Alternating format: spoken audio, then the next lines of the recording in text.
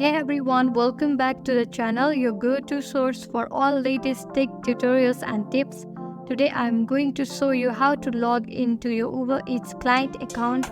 Whether you are ready to order your favorite meal or check your past orders, this guide will help you access your account quickly and easily. Let's get started. First, open your web browser. You can use Chrome, Firefox, Safari, or any other browser you prefer. In the address bar, type ubereats.com and press enter.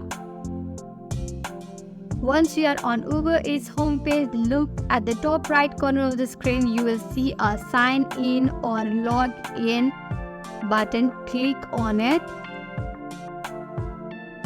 You will be directed to the sign in page. Here you have few options to log in. You can enter your email or phone number linked to your Uber Eats account, or use your Uber account if you have one. Enter your email or phone number in the provided field. After that, click on next button. Once you have entered your correct login credentials, you will be directed to Uber Eats dashboard.